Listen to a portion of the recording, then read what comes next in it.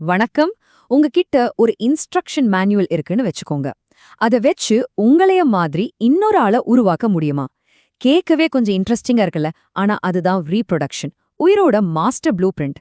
So இந்த blue print எப்படி copy ஆகுது, எப்படி ஒர்க் ஆகுதுன்னு இன்னைக்கு பார்க்கலாம் வாங்க. ஒரு நிமிஷம். ஜஸ்ட் திங்க் பண்ணி பாருங்க.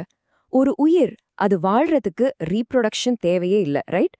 அப்போ எதுக்காக இந்த உயிரினங்கள்லாம் இவ்ளோ எனர்ஜியை வேஸ்ட் பண்ணி அடுத்த தலைமுறையை உருவாக்கணும்? இந்த கேள்வியிலிருந்து தான் நம்ம ஜர்னி ஸ்டார்ட் ஆகுது. சோ அந்த கேள்விக்கு பதில் எங்க இருக்குன்னு தெரியுமா? ஒவ்வொரு உயிரினத்தோட செல்லுக்குள்ள ஒளிச்சிருக்கிற ஒரு சீக்ரெட் கோட்ல தான். அது என்ன கோடுன்னு தெரிஞ்சுக்க ரெடியா? வாங்க பார்க்கலாம். நம்ம ஊர்ல ஒரு ஃபேமஸ் பிரியாணி கடை இருக்கும்னா அவங்க சீக்ரெட் ரெசிபிய எப்படி அடுத்த தலைமுறைக்கு மட்டும் சொந்தமா கொடுப்பாங்க இல்லையா? அதே மாதிரி தான் உயிரோட ரெசிபியும் ஒரு குட்டி மாலிக்யூல்ல லாக் பண்ணி வச்சிருக்கோம். அந்த மாலிக்யூல் பேர் என்ன தெரியுமா?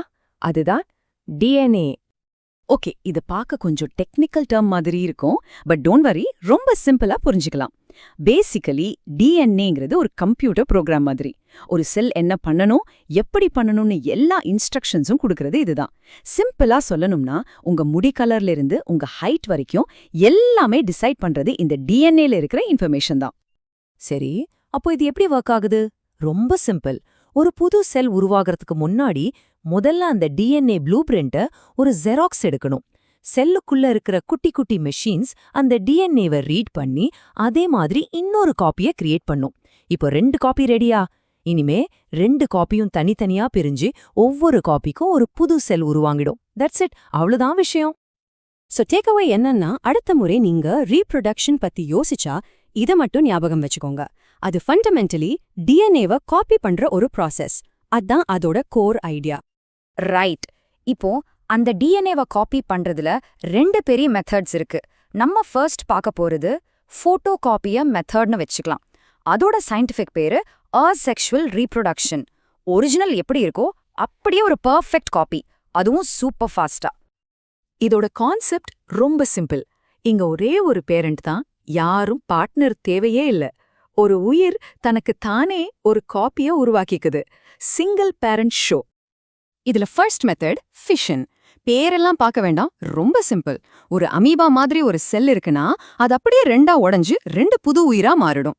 ஒரு பிஸ்கட்டை சரியா பாதியா உடைச்சா எப்படி இருக்கும்? அதுதான். ஓகே, அடுத்தது பட்டிங். ஹைட்ரா மாதிரி உயிரினங்கள்ல என்ன ஆகும்னா, பேரண்டோட பாடியில இருந்தே ஒரு குட்டி மினிமே வளர ஆரம்பிக்கும். அது கொஞ்சம் பெருசா ஆனதும் டக்குன்னு டிட்டாச் ஆகி ஒரு புது உயிரா மாறிடும். நெக்ஸ்ட் அப் ஸ்போர் ஃபார்மேஷன். இது நம்ம எல்லாரும் பார்த்திருப்போம். பிரெட் கொஞ்ச நாள் வெளிய வச்சா பூசணம் பிடிக்கும்ல, அதுதான் இது. அது என்ன பண்ணும்னா குட்டி குட்டி சீட்ஸ் மாதிரி ஸ்போர்ஸை ரிலீஸ் பண்ணும். சரியான ஈரமான இடம் கிடைக்கிற வரைக்கும் வெயிட் பண்ணி சான்ஸ் கிடைச்சதும் அங்க வளர ஸ்டார்ட் பண்ணிடும். ஸோ இந்த ஃபோட்டோகாப்பியர் மெத்தடோட ஹைலைட்ஸ் என்ன?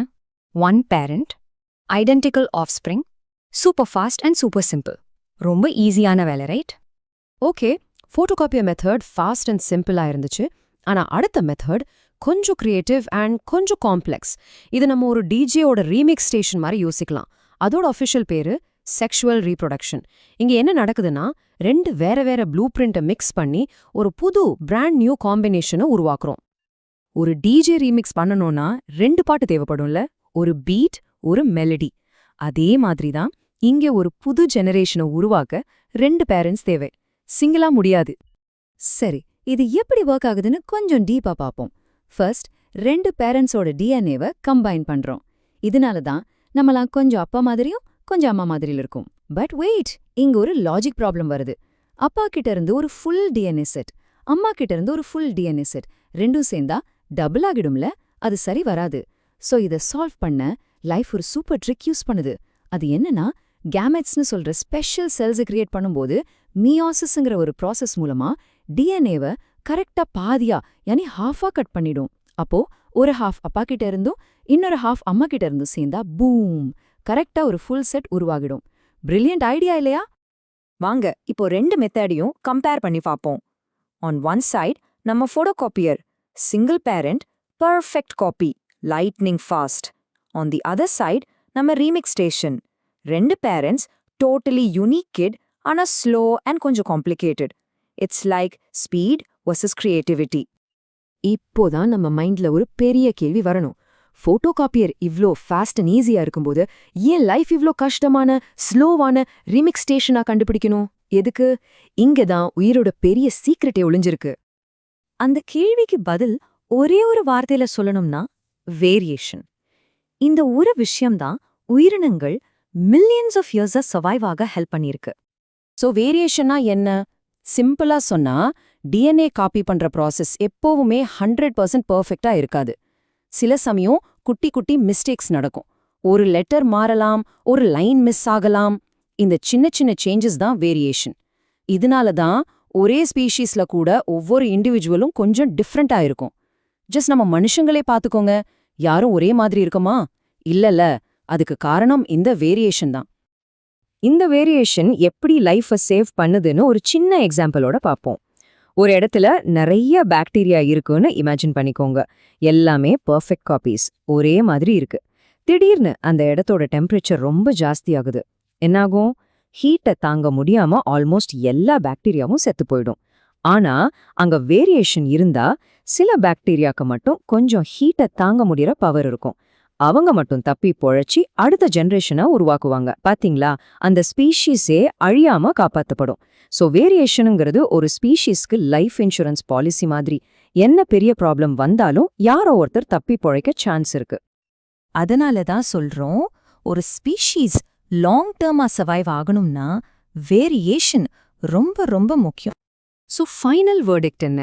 போட்டோகாப்பியர் பெஸ்டா இல்ல ரீமிக்ஸ் ஸ்டேஷன் பெஸ்டா? இது எப்படி தெரியுமா இருக்கும்? வேகமா ஓடுறது முக்கியமா இல்ல பலமா இருக்கிறது முக்கியமான்னு கேக்குற மாதிரி தான். பாருங்க, இந்த டேபிள் எல்லாத்தையும் சமரைஸ் பண்ணுது. ஏசெக்சுவல் ரீப்ரொடக்ஷன், யானி நம்ம போட்டோகாப்பியர். என்வாயன்மெண்ட் ஸ்டேபிளா மாறாம இருந்தா அதுதான் கிங். ரொம்ப ஃபாஸ்ட், எனர்ஜி எஃபிஷியன்ட், பாப்புலேஷனை டபுள் ஆக்கும். ஆனா ஒரு சின்ன சேஞ்ச் வந்தாலும் game over. On the other hand, sexual reproduction, யானி நம்ம ரீமிக்ஸ் ஸ்டேஷன், நிறைய வேரியேஷனை கிரியேட் பண்றதுனால எப்படிப்பட்ட சிச்சுவேஷனையும் அடாப்ட் பண்ணிக்கும். பட் அது ஸ்லோ, நிறைய எனர்ஜி தேவை.